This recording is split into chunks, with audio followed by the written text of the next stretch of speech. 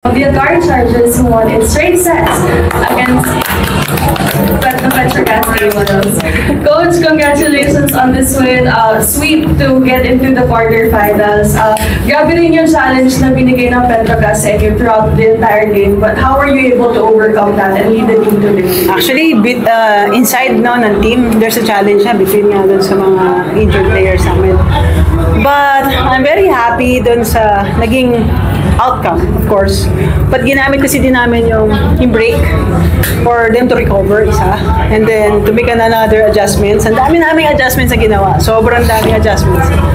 But, yun nga, ang sarap lang ng pakiramdam na ganito yung naging outcome. So, nag-expect kami, wala may expectation, but hindi ganitong sweep. So, I mean, ang pina-foresee ko, 5 sets sana, yung mga ganyan. But, thankful din ako kay Petrogas kasi through Petrogas, nakita natin yung potential ni Bea, how to handle the team, diba, how to run the plays. And yun din yung isa sa mga bukod sa panalo, no? As a coach, yun yung gusto kong makita sa kanya. So parang double whammy wins yung para sa akin. Thank you, Bea! Thank you, Coach. Thank you, Ate. Coach. And for Ivy, best player of the game with 16 points. Ito nga, big win for the team, especially against Petrogas. Tapos na-sweep niyo pa sila. Pero what was going through your head the entire match, especially yung first set, sobrang dikitan talaga yung laban. And ikaw yung nag-come up big for Akari in that set. Sa akin po siguro yung tiwala po. Yun talaga po. Kasi nung dikitan po kami, yung tiwala po ng coaches sa akin and especially po kay Bea. Yung first set po na yun, it's more on Bea po. Kasi talagang grabe po yung pagsasalita niya sa amin, yung pagkausap niya sa amin and tinatry niya po yung best niya na talagang ikalma yung game. Kaya parang sabi namin para kay Bea yung game today. Thank you, Ivy. And for Bea, next game po. This is your first start as a setter for Akari. I guess, how big of a win is this for you, especially na grabe rin yung mga pinagdaanan mo in the past weeks leading up towards this win? It feels like I won a championship. Ganun yung feeling. Sobrang saya po and hindi ko magagawa yun kung wala sina coach tsaka sina ate. Kasi lahat sila naniwala po sa akin. So, thank you. Here's all the questions. For Coach, yun nga, first start daw to ni Bea. Kumbaga, paano niyo siya ni-ready knowing na knockout game to and then champion team pa yung kalaban? Paano niyo lang in-unlock din yung potential? Yung potential kasi nandun eh. It's on how you like, parang how and when to use it. And sa kanya kasi parang nade-deprive siya of showing her yung kanyang talent. But for me kasi, there's no time to parang itago mo pa eh. Ito na eh. So either let it be or let it go away, diba? And good thing lang, parang in-embrace niya yung challenge na yun. And for me as a coach, coach ko rin kasi siya na high school eh. So nakita ko din na up to the challenge siya. So malayo mararating niya for her to parang ngayon yung naging breakthrough game niya. Parang ganun. Marami pa tayong makikitang ganyan po na place ni Bea because masyado siyang determined. So, masyado siyang sobrang seryoso niya, maaga siya lagi sa training, mga ganun ba, makikita mo yung mga little efforts na gusto talaga niyang gawin to para sa team, no? So gusto niya gawin para sa sarili. Ewan ko kung may gusto siyang patunayan, pero meron na medyo may mayabang kasi to eh, niyayabangan ako. So may mga ganun kaming challenge between sa training. So ano naman yun? Mga good jokes lang. But yun nga, marami pa siyang mararating at malayo pa yung kanyang yung expectations kasi nandyan ba. But sa ngayon, sa nangyari, ang laki ng potential na nakita ko para sa'yo. thank you, Coach. Thank you, ate.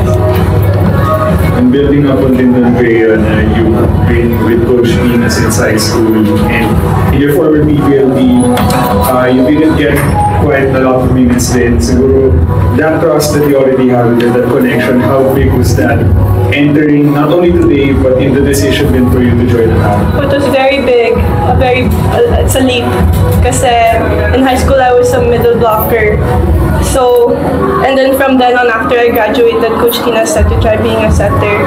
So ever since, that's like 5 years past na po yun. I went to Creamline, si Coach Tina pa rin nagsasabi na mag-setter ka, kaya mo yung kanya. And so now, dito na ako, learning from Coach T and also Coach Vince and everyone. So, yeah, I'll focus on And for Coach to bilang setter na po, parang from one setter to another, ano po yung part ng pagiging kumbaga playmaker or parang captain na din natin sa nagmamando sa board? Yung pinakakailangan yung i-unlock kay Bea, not only today, but throughout yung siguro yung time that you're with her and now that she's in the line. Actually, sabi ko kasi siya, parang nasa shadow siya ng ibang tao. So, when she came sa Akari, inunlock ko yun. Sinabi ko, you have to be yourself. Not just parang i-imitate mo yung gusto mo, yung taong gusto mo. So, hindi mo makikita yung best mo because you're thinking yung ibang tao yung nire-roll mo eh. So, yun yung sinabi ko sa kanya, na ibahin niya lahat ng ideas niya, lahat ng forms niya, yung techniques niya, ibahin niya. Kasi para at least makita mo kung sino talaga si Bea. Yun yung una-una kong sinabi sa kanya. Quick follow-up na bilang first, PBL start mo rin in general. Throughout yung brief career mo so far sa PBL, parang how did you just keep yourself ready lang? Or how did you make sure na when that opportunity comes, you'll be ready to break out or have something to prove something? In training, Coach Tina said something about the support systems. So I was able to break through today because of my teammates. Lahat ng bola na binibigay ko sa training, ina-adjustan ni na ate. Kahit anong bola yan, kahit pagod na sila, adjust pa rin ang adjust hanggang makuha ko yung confidence ko. So, yung breakthrough na to, dahil kina ate ko, dahil din sa coaches. Ivy, sa Ivy, sa iba't ibang teams mo na rin sa PBL, lagi mong na-mention yung importance ng chemistry with the setter. Tapos may mga times na nag-struggle din, like itong mga previous games. This time, ano yung na-foresee mo sa chemistry nyo ng team with Bea? Sa amin po kasi parang si Bea po kasi yun nga po, yung lagi po sinasabi ni Coach T kanina na determinado po siya eh. So, mas confident po kami kapag yung setter po namin is talagang ma-feel po namin na tiwala siya sa amin, ganun. So, parang every time na makikita namin siya sa training po, kasi kung alam niyo lang po mga pinagdaanan talaga niya. Sobrang iyak po talaga siya, sobrang pagod. Tapos mag-isa lang po siya, ganun. So, sobrang sarap lang po sa feeling. Every time bibigyan niya po kami ng bola kasi alam namin na talagang pinagpaguran niya po yun. So, yung chemistry naman po makukuha po yun sa panahon eh. So, parang kapag mas tumagal and mas nakuha pa po ni Bea yung confidence niya, dadating po kami doon. I follow up na natin. Parang Tama pala. 2 weeks kayo nakapahinga ng team to prepare na rin for the quarterfinals. And during that time, parang gano'n ka naka-adjust din sa system ni Coach? Kasi na-mention na parang nakapasok lang ni Coach, nag-adjust po yung now na parang medyo swerte yung laro ngayon, straight at way, parang how adjusted would you say kayo ni Coach sa system?